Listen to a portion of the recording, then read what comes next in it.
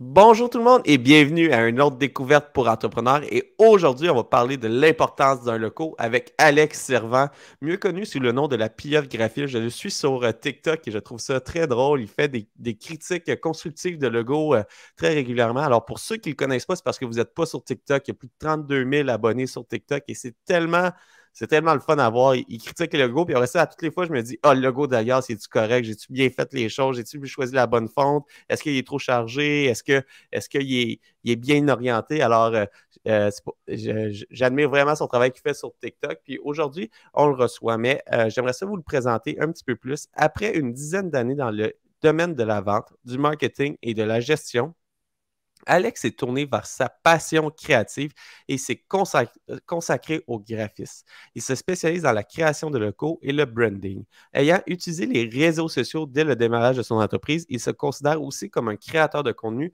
Vous le reconnaissez peut-être de TikTok.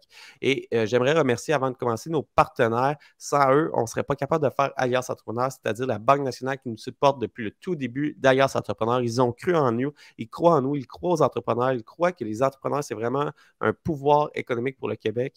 Alors, ils sont là pour les entrepreneurs du Québec. Alors, j'aimerais remercier la Banque nationale, le MEIE, le ministère de l'Économie et de l'Innovation et de l'Énergie, le programme Persévérance de Think Tank Entrepreneurs pour tous les entrepreneurs en difficulté. En ce moment, on s'en va vers une récession. Je ne peux pas dire on s'en va vers une récession, mais il y a des tendances qui semblent démontrer que le contexte économique va être plus difficile dans les prochains mois, dans les prochaines années. Et le programme Persévérance, c'est vraiment un programme pour les entrepreneurs en aide. Il y a beaucoup de chances en affaires. J'en parle beaucoup sur LinkedIn, j'en parle beaucoup dans mes podcasts. Il y a beaucoup de chances reliées en affaires, mais il y a aussi de la malchance. Parfois, on fait toutes les bonnes choses, mais le marché, il a juste changé entre-temps. On n'est pas dans le bon timing. Ça fait partie de la malchance. L'entreprise va c'est plus difficile pour l'entrepreneur. Le programme Persévérance est là pour vous. Alors, n'hésitez pas d'appeler. Vous n'êtes même pas sûr d'être en difficulté. Vous commencez juste à dire, il me semble que c'est plus difficile que ça l'était.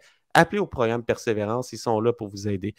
Par la suite, il y a le réseau Mentorat, un réseau de mentors partout au Québec qui aide l'humain derrière l'entrepreneur. Vous êtes fatigué, vous aimeriez parler à quelqu'un qui comprend votre langage parce que parfois, parler à sa femme, ce n'est pas toujours la meilleure solution pour parler de notre entreprise, le réseau Mentorat. Ils vont vous trouver un mentor qui représente qui fait avec vous. Puis si le mentor ne fait pas avec vous, ils vont vous en trouver un autre. Ils sont dans toutes les régions du Québec pour tous les types d'entreprises. Et finalement, le CETEC, le Centre de transfert des entreprises du Québec, si vous voulez croître, l'acquisition d'entreprise, c'est une super de belle option. Vous êtes sur le point de finir votre entreprise. Avez-vous pensé léguer votre entreprise à quelqu'un d'autre? Puis vous voulez vous lancer en affaires, racheter une entreprise, c'est beaucoup plus facile à financer que partir de zéro. Et j'aimerais ça finaliser l'introduction en vous invitant à vous abonner à l'infolette d'Alliance Entrepreneur. Si ce n'est pas encore fait, on envoie une infolette à tous les lundis matin pour donner des trucs et astuces pour aller plus loin dans votre organisation. Le tout, c'est 100% gratuit. Alliance Entrepreneur est une OBNL qui vient en aide aux entrepreneurs du Québec pour les amener au prochain niveau. Alors, j'ai fini de parler de nos produits. Et puis là, j'ai vraiment hâte de casser la discussion avec Alex. Salut Alex, Salut, comment ça va? ça va bien toi? Ouais, ça va très bien, ça va très bien. Ça fait drôle de te voir pas sur ma petite écran dans une vidéo de 60 secondes. Je me demandais si on allait être capable de parler plus de 60 secondes ou ça allait être des shirts une après l'autre. Mais après la pré-entrevue, j'ai fait Ah, c'est un vrai humain. Écoute, Ouais, ouais. félicitations pour ton travail que tu fais sur TikTok. Là. C'est un super de beau travail. C'est créatif. Puis ton storytelling, là, il est vraiment cool. J'aime ça. Ouais, mais merci, c'est vraiment quand j'ai commencé à faire les TikTok, je me suis vraiment dit, essaie d'y aller plus en qualité qu'en quantité. Fait que j'ai vraiment mis des efforts dans le storytelling, comme tu le dis. Euh, Fait que je suis vraiment content d'avoir ce genre de commentaires-là, ben franchement, parce que j'y mets de l'effort là, dans mes vidéos. Ça paraît parce que pour ceux qui n'en tournent pas, moi j'essaye d'en tourner et j'aimerais ça atteindre ta qualité de vidéo que tu as là, mais tu sais, ça paraît qu'il y a du thinking derrière. Tu n'as pas juste pris un logo puis c'est pas en 30 secondes que tu as fait ton vidéo de 30 secondes, c'est que tu as réfléchi, tu as fait les designs, tu as même fait des screen capture, tu es allé chercher des memes pour les mettre au travers dans certains cas, tu as réfléchi au contenu. Puis ça, c'est un travail qui paraît parfois beaucoup plus facile qu'il l'est réellement. Puis, fait que je te lève mon chapeau pour ça, Alex. Ouais, ben la création de contenu, hein, c'est quand même, tu sais, si on voit une vidéo de 30 secondes, mais on voit pas c'est quoi tout le travail qu'il y a derrière. Fait que c'est un peu, c'est un peu ingrat comme chose à faire, je trouve, du contenu pour les réseaux sociaux. Tu mets beaucoup d'efforts dans une vidéo, puis finalement, personne ne la voit. C'est quand même. Des fois, c'est frustrant, mais c'est tellement le fun juste pour recevoir des commentaires comme ça qu'on continue quand même, là. Puis en même temps, tu sais, moi, j'ai remarqué avec Alias de notre côté que parfois, une vidéo qui n'a pas beaucoup d'impressions, qui n'a pas beaucoup de vues, je m'en fais quand même parler. Alors, ça ne veut pas dire que la vidéo n'a pas eu de vues, qu'elle n'a pas fait réagir, n'a pas suscité l'intérêt des gens. Mais je tenais quand même à lever mon chapeau, Alex, parce que tu as commencé avec la création de contenu pour lancer ton entreprise. Puis ça, c'est tout un art.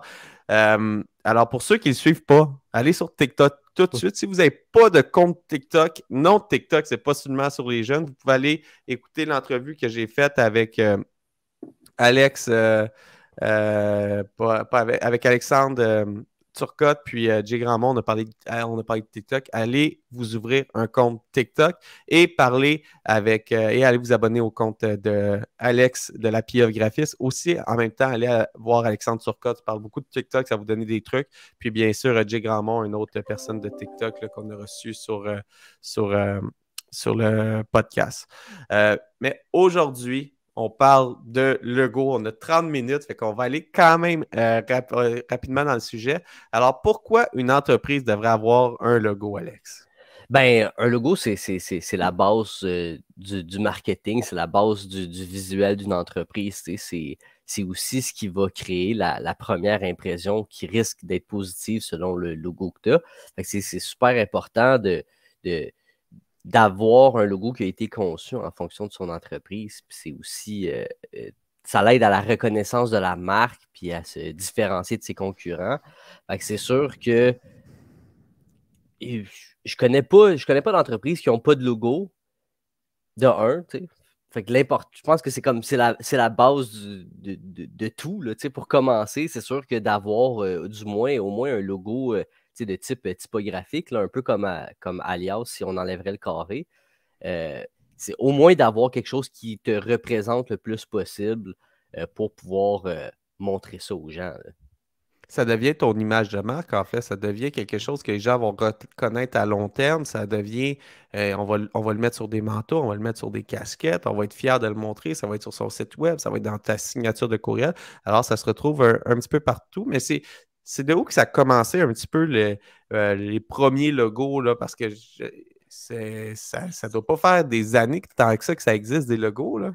Ben, en fait, si on regarde l'histoire du graphisme, en gros, tu sais, ça part d'aussi loin que la préhistoire. Tu sais, tous les hiéroglyphes qu'il y avait dans les cavernes, tu sais, dans le fond, c'était du graphisme, mais tu sais, où ça a connu son apogée, c'est pendant la révolution industrielle, quand il y a eu une forte demande pour l'impression papier, puis que là, les journaux se sont mis à sortir, les entreprises se sont mis à diffuser des messages pour vendre leurs produits. Tu sais, c'est à partir de ce moment-là que vraiment on a vu les premières formes de graphisme plus, pas nécessairement comme de l'art, mais comme une technique de communication visuelle. Puis ensuite, avec l'avenue des ordinateurs, ben, c'est là où ça a pris tout son sens, que c'est devenu vraiment plus technique, puis vraiment plus qu'on on a pu voir la créativité sortir de tous ces graphismes-là. Euh, Où le logo a commencé en tant que tel, j'ai pas de date spécifique pour toi, mais tu sais, c'est sûr que c'est autour de la révolution industrielle, là. C'est tout à partir de ce moment-là, là. Mais j'aime ça, puis il y a toute une évolution, puis c'est là que la créativité vient en ligne de compte, qu'il y a des modes aussi, qu'il y a des rafraîchissements, ça change. Le logo d'aujourd'hui, ça ne veut pas dire que dans 10 ans, ça va être le même logo qui va fonctionner.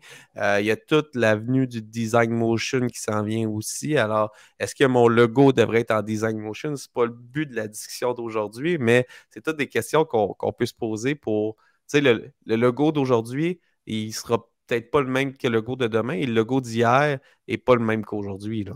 Ouais, ben, ce que je pense à propos de ça, c'est qu'avec l'avenue de l'intelligence artificielle, je crois qu'on va avoir beaucoup plus de logos faits en 3 dimensions, puis dans de- de- de- un look qu'on n'a pas nécessairement vu avant parce que c'était pas nécessairement pratique pour l'impression.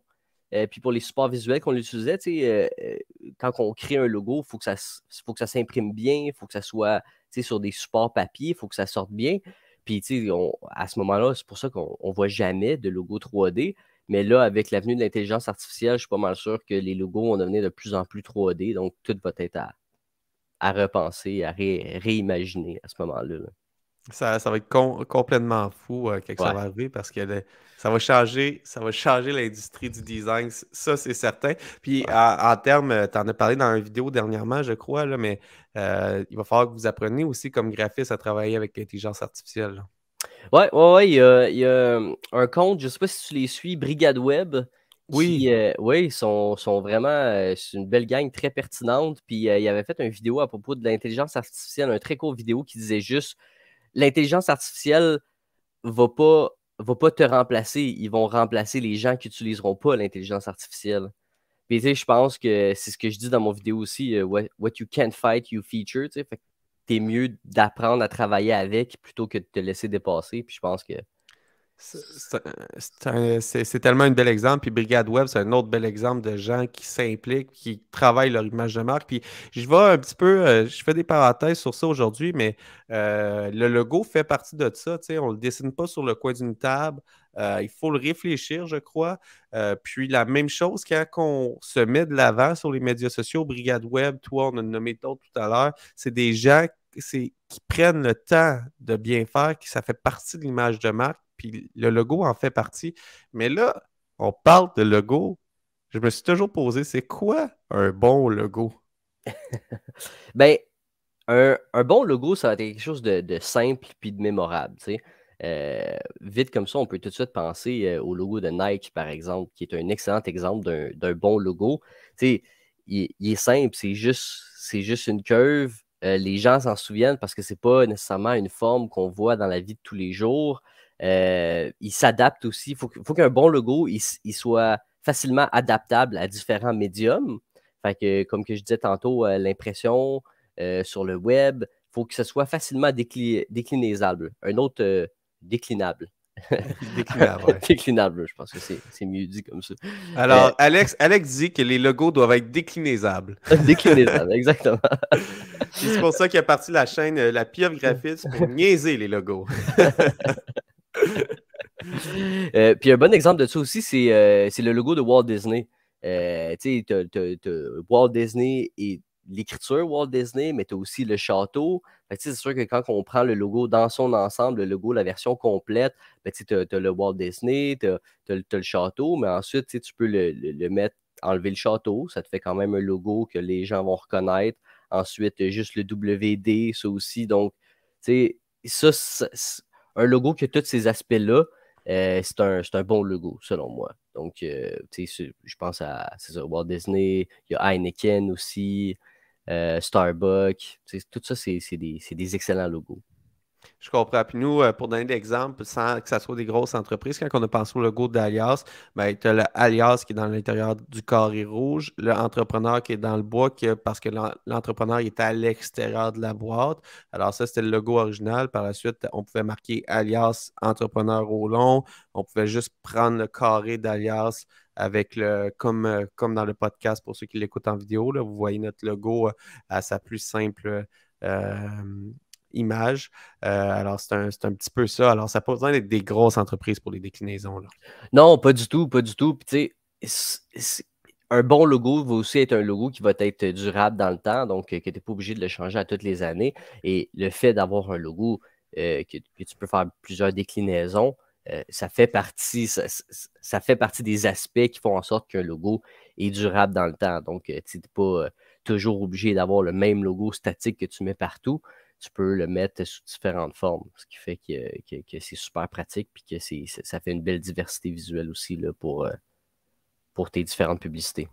Puis là, on parle de design. Quand on parle de design, ça vient avec les couleurs. Y a-tu des. C'est quoi? Tu sais, dans mon choix de couleurs, là, on peut-tu parler un petit peu des principes de base des couleurs?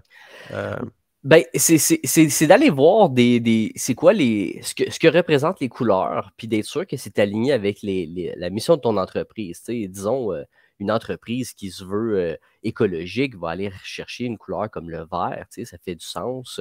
Une entreprise qui est dans le monde de la finance va aller dans du bleu, tu sais, ça signifie la sécurité, la stabilité.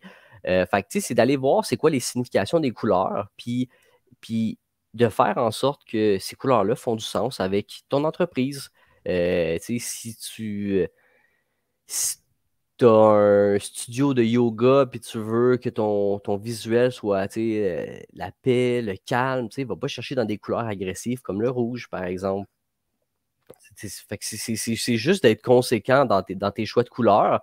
Puis, tu sais, l'information sur la signification des couleurs est facilement accessible à tout le monde. Donc, c'est pas. Le choix des couleurs, c'est quand même un des aspects simples de la création d'un logo.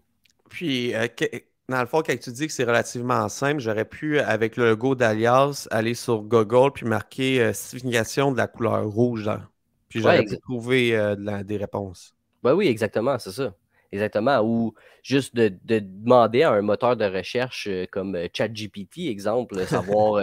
Non, mais c'est super bon pour ça de dire ben voici les valeurs de mon entreprise, puis quelle couleur que je devrais utiliser, puis ils vont te sortir des raisons de pourquoi tu devrais choisir telle ou telle couleur. Puis là, à ce moment-là, tu te dis, ben moi, c'est l'image que je veux diffuser, donc j'y vais avec ces couleurs-là, puis de ne pas baser ça sur tes choix personnels à toi, tu sais. J'aime vraiment, c'est une belle utilisation de justement du AI dans ton design de logo, là. Je trouve ça super intéressant. J'aurais pas pensé à ça, j'aurais pensé à Google. Puis tu vois, ChatGPT, ça aurait été un bel exemple pour ça. Puis, Ouais, ouais. puis là, on a parlé un petit peu du design initial, des couleurs, mais y a-t-il des choses qu'il faut vraiment éviter dans le design d'un logo? Le faire toi-même. Tu sais, ben franchement, le faire toi-même, ben, tu sais, je veux dire, il y a des gens qui sont des experts là-dedans pour des raisons. C'est pas que la personne qui essaie de faire son logo elle-même est pas bonne, n'est pas qualifiée, mais c'est juste qu'elle a pas le regard extérieur nécessairement. Puis souvent, quand on est rendu à cette étape-là de créer son logo pour son entreprise, ben, on est en démarrage, on a plein de choses à penser. Tu sais, il y a beaucoup de choses qui sont incertaines. Là, je parle pour la création d'un nouveau logo, là, pas une refonte de logo, mais tu es dans une étape de ton entreprise où tous les terrains sont à défricher, créer une image qui va bien te représenter, que tu vas être fier, qui va perdurer dans le temps, qui va dire quelque chose. Mieux vaut laisser ça à un expert parce que une des erreurs les plus communes que les gens font quand ils essayent de faire leur logo eux-mêmes, c'est qu'ils veulent dire trop de choses en même temps. Je veux montrer que on est une communauté, exemple pour Alliance Entrepreneur, on est une communauté, on think outside the box. Là, fait que là, OK, bon, ben, on est une communauté, fait que je vais mettre un cercle, OK, on est outside the box, OK, fait que je vais mettre une boîte, OK. Puis là, souvent, les gens, ils font l'erreur aussi de faire vraiment les choses telles qu'elles sont. Je suis un barbier, fait que je vais mettre des ciseaux, je vais mettre des cheveux, je vais mettre tout ça. C'est une des premières erreurs, c'est d'essayer de le faire puis d'essayer de communiquer trop de messages. Les gens font aussi l'erreur de penser que le choix de police puis le choix de couleur, c'est plus ou moins important. Ce qui est faux. La police, ça veut dire plein de choses. La police que tu as choisie, les formes de ces lettres-là, ça veut dire plein de choses. Et les couleurs aussi, comme on vient tout juste de parler. Donc, et ça, c'est souvent quand tu n'as pas nécessairement l'expérience ou tu le sais juste pas, ben, tu y vas à tes goûts, à toi, puis c'est un peu ça le problème dans la création de logo soi-même. Je comprends, mais en même temps, en démarrage d'entreprise, la création d'un logo peut coûter quand même cher. Y a-t-il des solutions pour l'entrepreneur qui n'a pas nécessairement les moyens de faire affaire avec un graphiste professionnel, de dire, OK, je vais m'éviter des coûts, mais je vais commencer avec quelque chose, puis quand que je vais mettre le budget de côté pour bien le faire, je vais faire la refonte de ce logo-là de cette première étape-là, là. Ben, tu peux trouver un freelancer qui va pas charger trop cher. C'est sûr que je conseillerais à cette personne-là de ne pas aller dans une grosse boîte de graphisme. Tu vas pas chez Cossette pour qu'il te fasse un logo dans ton démarrage d'entreprise. Mais il y a façon de trouver des freelancers qui vont te faire ça pas si cher que ça. et de leur donner certaines lignes directrices claires à respecter, dont, exemple, les principes de base, comme que je t'avais dit. Donc, que ce soit durable, que tu puisses faire des déclinaisons, puis tout ça. Puis, tu sais, de cette façon-là, tu vas te retrouver avec quelque chose d'utilisable pendant au moins quelques années, du moins, jusqu'à ce que... Jusqu'à temps qu'on arrive avec une croissance de business, plus de moyens. Puis là, qu'on va dire, hey, notre logo, on l'a fait faire par un freelance. Je suis écœuré de le voir. Je le trouvais plus ou moins correct initialement. Je l'ai utilisé. Puis là, on fait la refonte. Mais qu'est-ce qui est important dans la refonte d'un logo? C'est quoi un petit peu le processus de refonte d'un logo? Ben, ce qui est bien dans une refonte de logo, on parle de ça jusqu'à quand tu peux garder ton logo que tu aimes plus ou moins. Ben, quand tu offres un nouveau service ou quand il y a, tu sais, il y a quelque chose qui se passe dans ton entreprise que tu te dis, ben, c'est important de le souligner. Je pense que de refaire son logo en même temps, c'est l'occasion parfaite. On a ajouté des services, là, on est rendu avec une équipe, on a des locaux, on veut annoncer quelque chose. Je pense qu'une bonne façon de le faire, c'est en faisant une refonte de logo. Euh, mais les refontes de logo, c'est plus touché parce qu'il faut que tu prennes en compte que ben, certaines personnes se sont soit attachées à ton ancienne image, tu as des cartes d'affaires, tu as des dépliants, tu as tout ça avec ton ancien logo. Fait que c'est beaucoup plus exhaustif comme travail de refaire un logo que d'en créer un nouveau. Tu as tout le bagage de l'ancienne image qu'il faut que tu essaies de garder. C'est sûr que ça dépend toujours des mandats, par contre, mais ouais, c'est beaucoup plus difficile à faire. Ouais. Il y a beaucoup plus de choses à penser. Puis c'est pour ça que tu dis dès le départ, ça peut s'éviter des gros frais à moyen terme. C'est fais-le correctement, fais-le professionnellement pour justement pas arriver un an plus tard et faire comme oh, ça n'avait aucun sens, qu'est-ce que j'ai fait.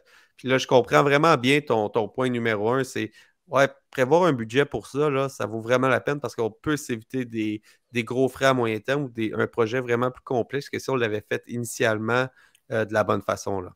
Oui, exactement. Puis, tu sais, une façon de sauver des frais de graphiste pour son logo, tu sais, c'est vraiment de magasiner ton graphiste puis de voir c'est quoi son processus de création d'un logo parce que, tu sais, on est tous différents, on a tous appris des choses différentes, on n'a pas toutes la même vision. Puis, tu sais, il faut vraiment s'assurer que ben, tu as une bonne communication avec ton graphiste puis vous savez où vous vous en allez pour que quand le produit final il sorte, ben, tu sais, tu sois content. Puis, si tu n'es pas content, que tu sois capable de dire aussi. Parce que ça, c'est pas tout le monde qui est capable de faire ça. Il faut quand même que tu dises pour être graphiste, ouais, quand tu es graphiste, il faut que tu sois capable de prendre la critique. Mais ça, c'est pas tout le monde qui est capable de donner une critique constructive à quelqu'un aussi. Ben, c'est tellement un bon point parce que ça reste que c'est de l'art, c'est des goûts, puis les goûts, c'est pas discutable, tu sais, c'est non, ça me plaît pas, ça me représente pas, puis on est de plus en plus dans l'authenticité des marques. Alors, si tu trouves que le logo ne te représente pas, c'est important de le dire parce que tu vas être pris avec longtemps, là. Ouais, mais c'est sûr qu'il faut aussi, quand on fait le choix d'un logo, c'est sûr qu'il faut essayer d'enlever un peu la portion goût personnel là-dedans. Dans le sens que, oui, il faut que tu le trouves beau, c'est sûr, mais il y a des gens qui ont des goûts que personne aime. Je pense que c'est dans la balance, il faut vraiment que tu t'assures que ton client cible aime ton logo plutôt que toi, tu l'aimes. Si tu as vraiment comme quelque chose à trancher, moi, j'irais pour le client plutôt que pour le propriétaire. C'est un très bon point. Puis c'est souvent, quand tu fais la refonte d'un logo, la création d'un logo, tu as des propositions, puis prendre les propositions, puis les faire voter par ta clientèle cible. Je comprends ce principe-là qui est vraiment, OK, non, il faut que ton logo parle à ta clientèle cible, il faut que ton client idéal, ton persona, se reconnaisse, comprenne rapidement qu'est-ce que tu offres comme service, puis soit capable de reconnaître l'entreprise. Puis c'est pas toutes les entreprises, même des multinationales, qui ont réussi une refonte de logo, qu'on est capable de reconnaître le logo de l'entreprise. Puis j'aimerais ça que tu me parles de la refonte de logo de Kia, que j'ai vu le logo, j'ai fait ah, il est vraiment cool, mais il y a des problèmes avec cette refonte de logo-là. Ben oui, Kia, quand ils ont fait leur. Il est super beau, hein, tu sais. Toi aussi, je pense que tu as dit que tu le trouvais beau, là, mais il est vraiment moderne. Tant qu'à moi, c'est vraiment. Ils ont très bien réussi à refaire leur logo, à oublier l'espèce de thinking que tout le monde avait, que Kia c'était cheap et que c'était pas bon. en faisant vraiment une nouvelle image moderne, mais là, les gens lisent KN, ils lisent pas le I. Donc là, ça crée tout plein de problèmes pour l'entreprise parce que là, les gens ils pensent que c'est un nouveau constructeur automobile qui s'appelle KN. Ils ont tellement changé leur look puis leur approche de publicité que là, les gens, ils reconnaissent juste plus le logo. Mais il y a une histoire encore pire, par exemple. C'est Tropicana. Je sais pas si avais-tu déjà Non, entendu non, ça? ça, je n'ai pas entendu. En 2016, Tropicana a fait un gros rebranding de leur logo et de leur packaging. Et quand ils ont sorti finalement leur nouveau produit sur les tablettes, c'était tellement différent de l'image d'avant de Tropicana que les gens ont juste pas acheté de Tropicana pendant, je crois que ça a duré comme à peu près 3 mois. Presque aucune vente de jus d'orange Tropicana, un jus d'orange qu'on s'entend que tout le monde connaît pour une marque de jus d'orange, parce que les gens ne reconnaissaient tout simplement pas le produit sur les étagères.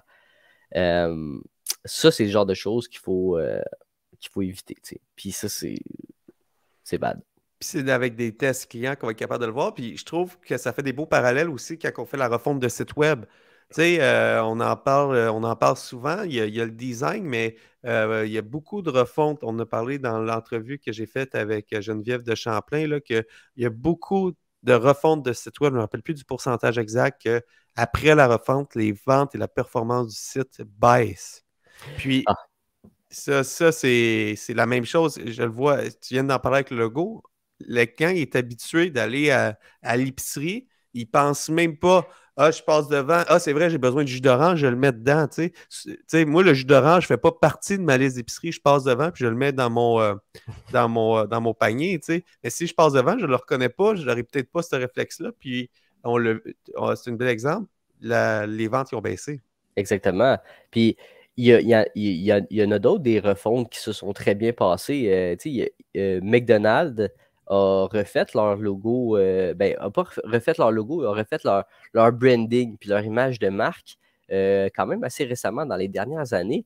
Puis ça, presque personne n'en a parlé. Ça a tellement passé inaperçu, mais ils ont fait quelque chose de quand même très intéressant. C'est que le jaune et le rouge dans le fast-food est vite devenu synonyme de malbouffe puis de choix pas santé.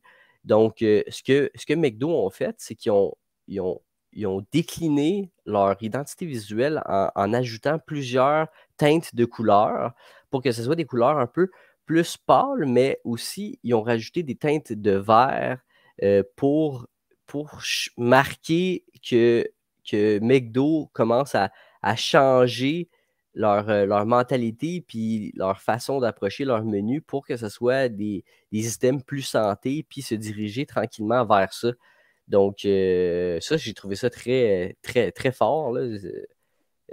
Mais ça va aussi avec toute la mentalité de McDo. Je ne connais pas le fond réel de l'entreprise, mais qu'est-ce qu'ils dégagent? C'est qu'ils font de plus en plus de recherches, ils essayent des nouveaux menus, ils essayent des produits de meilleure qualité. En tout cas, c'est ça qu'ils essayent de démontrer, que c'est des produits de meilleure qualité. Là, je suis loin d'être un nutritionniste, puis je ne veux pas qu'on parte ce débat-là sur la qualité de la nourriture de McDonald's. Là. Mais c'est là qu'au début, on parlait de la refonte d'un logo, c'est un processus. Il faut penser, il faut faire affaire avec des spécialistes. Ce n'est pas quelque chose qu'on fait sur le coin d'une table. On peut même demander à des intelligences artificielles sur mes valeurs d'entreprise, ça serait quoi les couleurs de choix, ça serait quoi les polices de choix. Et puis, c'est un bel exemple que tu viens de donner que c'est l'ensemble de l'entreprise qui change. Puis ça se reflète dans les couleurs, dans le logo, puis c'est une transition. Ils ne l'ont pas fait on passe d'un logo neutre, le M que tout le monde connaît, le rouge McDonald's que tout le monde connaît, à un logo bleu et vert avec un M complètement différent. Tu sais. Ça Ben non. n'aurait pas fité. Il y a une transition tranquillement. Peut-être dans 5 ans, on va avoir oublié le M de McDonald's. Puis, je serais curieux de savoir si eux, les ventes qui ont baissé, par contre, là, mais ça me Ah, surprendrait. ouais, moi aussi, L'entreprise ça me surprendrait. L'entreprise a de l'air à être en bonne position. Là, puis c'est une refonte. Alors, tu es en train de me dire qu'une refonte réussie, c'est une refonte qui ne se remarque pas? Ben oui, parce que tu le fais de façon tellement subtile. Je pense que tout le monde a fait comme, hey, me semble, McDo, ça n'avait pas l'air de ça avant. Ça s'est vraiment fait de façon naturelle. Puis aussi, ils sont allés dans l'air du temps. Ils ont choisi beaucoup des graphiques minimalistes. C'est quelque chose qu'on voit vraiment souvent partout dans sa plus simple expression. Donc, c'est sûr que c'est ça, ça a passé plus inaperçu. Mais ouais, selon moi, une refonte passe inaperçue. Quand le monde, ils disent « Ah, mon Dieu, ça n'a pas de bon sens. » Puis, parlez-en bien, parlez-en mal. Pour le graphiste, je suis pas sûr que c'est bon, ça. Parlez-en mal pour le graphisme, c'est pas bon, ça. Non, parlez-en Puis, bien, parlez-en mal, non.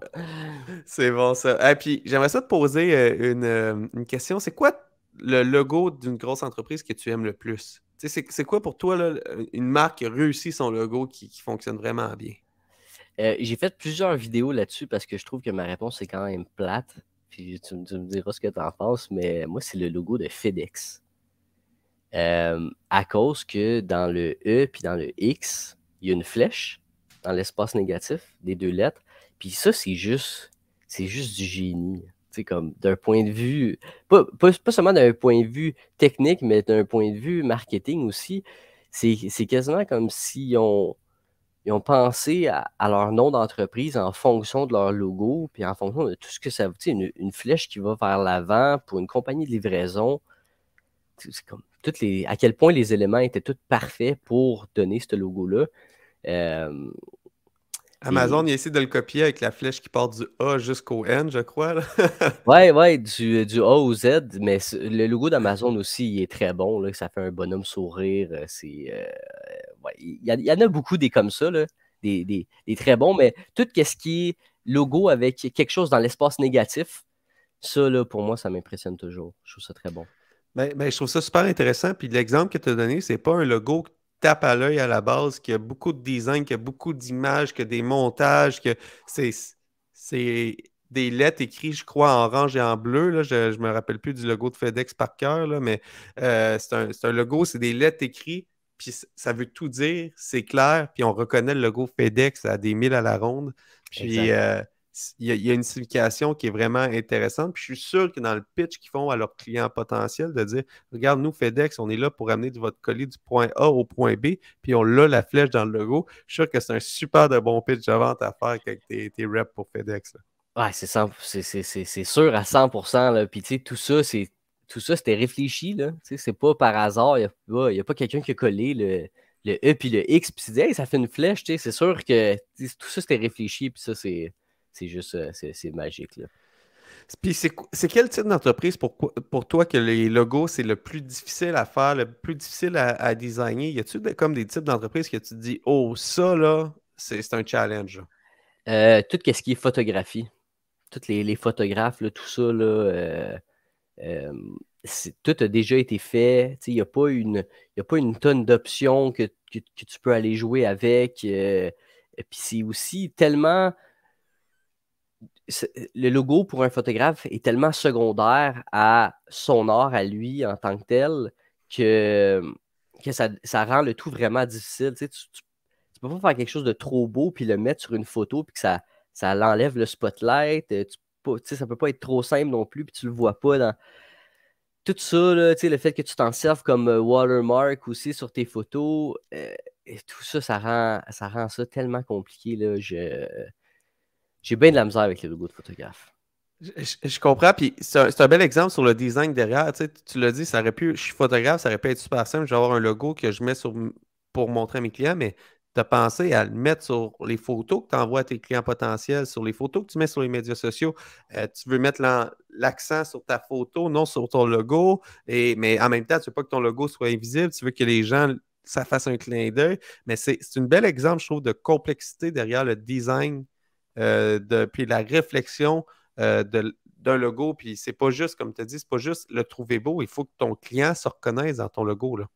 Ouais, exactement. Puis c'est aussi que tu sais, beaucoup de photographes vont pas nécessairement avoir de spécialité en tant que tel. Tu sais, un photographe uniquement de mariage. Fait que, tu sais, tu veux que ce soit polyvalent aussi, mais là, ça commence à faire beaucoup d'éléments que tu essaies de montrer un petit icône subtil qui prendra pas trop de place. Fait que C'est toujours des bons challenges. Puis je pense que pour avoir fait quelques vidéos aussi là-dessus, je crois que c'est un challenge aussi pour les photographes. C'est pas juste un challenge pour les graphistes, c'est un challenge aussi pour les propriétaires d'entreprises de photographie qui veulent avoir une image de marque, là. Écoute, c'était une super de belle entrevue, Alex. Ça fait le tour de ce que je voulais jaser aujourd'hui. Alors, pour ceux qui nous ont écoutés, qui ont un logo, pensez à la signification de votre logo. Pensez à est-ce que mon client se reconnaît dans mon logo? Pour ceux qui font la refonte d'un logo, allez pas juste voir le premier venu, allez voir la réflexion derrière. Assurez-vous que votre logo il est déclinable. Assurez-vous que vos couleurs de votre entreprise représentent les valeurs de votre entreprise. Puis si ça change, pensez à McDonald's qui n'ont pas fait le changement drastiquement, mais qui sont allés par phase de changement. Alors, allez-y de cette façon-là. Le logo, c'est super important, puis c'est pas simplement quelque chose qu'on met dans notre signature de courriel, c'est quelque chose qu'on va mettre à plusieurs endroits. Alors, prenez le temps d'y réfléchir, prenez le temps de vous dire, est-ce que ça représente vraiment mon entreprise? Puis je pense que si vous prenez le temps de réfléchir puis de faire affaire avec des spécialistes pour faire le design, bien, vous êtes capable de vous en sortir. Puis, pour éviter des coûts astronomiques, allez sur ChatGPT pour commencer la réflexion, pour arriver préparé. Puis, si vous arrivez préparé puis vous n'avez pas des budgets monstres, vous êtes capable de peut-être déjà commencer à challenger puis avoir un résultat qui va être très satisfaisant. T'aurais-tu un mot de la fin aussi, Alex? Mon Dieu, c'est tellement un bon mot de la fin que tu viens de dire là. Pas vraiment, non? Écoute, je vais le dire pour toi. Ben, merci beaucoup d'avoir accepté mon invitation. Allez vous abonner à Alex sur TikTok. Avec moi sur LinkedIn, c'est là que je suis le plus présent. Je vais essayer d'être plus présent aussi sur TikTok dans la prochaine année, en 2023. Et puis, j'en ai pas parlé à Alex avant, alors j'espère qu'il va accepter. Mais je te challenge de faire la critique d'Alias Entrepreneur sur du logo sur ta chaîne TikTok. Puis on va pouvoir réagir avec ça, puis partir dans ce sens-là. Pour ceux qui ont aimé l'entrevue, abonnez-vous à notre chaîne podcast, à notre chaîne YouTube, allez sur TikTok, vous abonnez, LinkedIn, je l'ai dit, notre infolette d'Alias Entrepreneur à tous les lundis matin. Et puis, j'aimerais encore une fois remercier nos partenaires, c'est-à-dire la Banque nationale, le MEIE, le ministère de l'Économie, de l'Innovation et de l'Environnement, le programme Persévérance de Think Tank Entrepreneur, le réseau Mentorat, le CETEC, le Centre de transfert des entreprises du Québec. Et puis, aussi, pour ceux qui aimeraient ça savoir, la réflexion derrière le logo d'Alias, je l'ai dit un petit peu, il y a une vidéo sur le site d'Alias Entrepreneur sur comment on a fait la création de notre logo. Mais toi, tu n'as pas le droit de le voir avant la critique, Alex. Alors, c'est la critique qui aurait ça, tu iras voir la vidéo. Puis, t'acceptes-tu le challenge, Alex? Ben oui, certain, certain. Puis j'en profite aussi pour te dire merci pour l'invitation. C'était super plaisant. Ben, ça fait plaisir. Alors, sur ça, je vous souhaite une excellente une excellente fin de semaine. Et puis, nous, on se retrouve la semaine prochaine pour une autre découverte pour entrepreneurs.